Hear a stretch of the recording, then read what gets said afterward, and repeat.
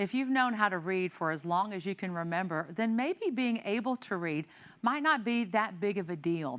But for one local businessman, reading paved his way to success, and he wants to share that. Mike Royer has the story of Terry McMiller and his passion for encouraging young men. Here's tonight's Spirit of Alabama report. It looks and sounds like any other barber shop, the buzzing of clippers, a little music in the background, and some talking. Terry McMiller started his barber shop business nearly 30 years ago. It's been some journey. But I'm a successful business owner now, been married, 25 years, raised two beautiful kids, that my son's taking over my shop. My daughter, she's working at Alabama One Credit Union. So I'm proud of my kids, and I'm proud of, what I've accomplished. But life could have gone differently for Terry McMiller. He had a challenge with little help to overcome. I grew up really illiterate, really didn't know how to read at all, and it created behavior problems in school.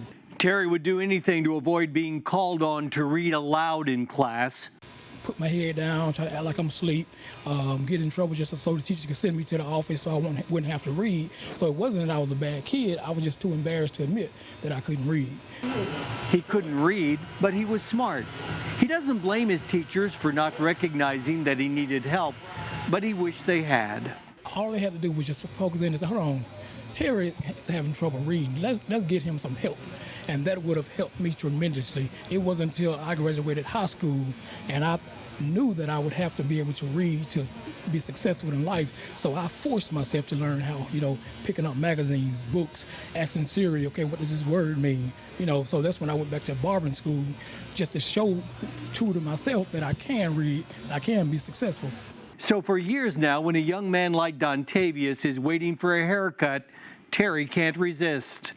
Get $1 for reading.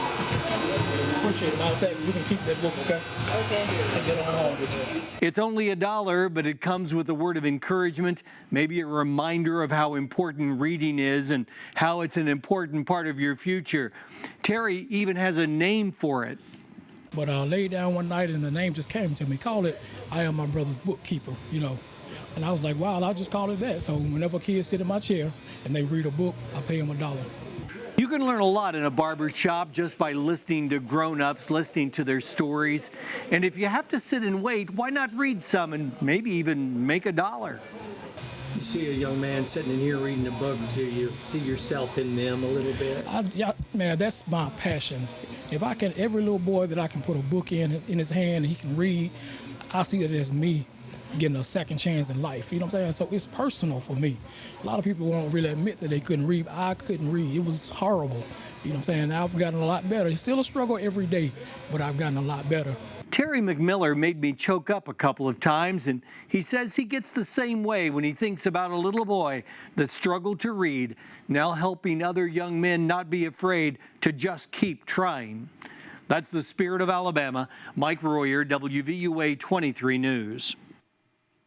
And you can be part of the Am I My Brother's Bookkeeper project. Terry McMiller would be pleased to accept donations of books appropriate for young people, and he can always use a few dollar bills too.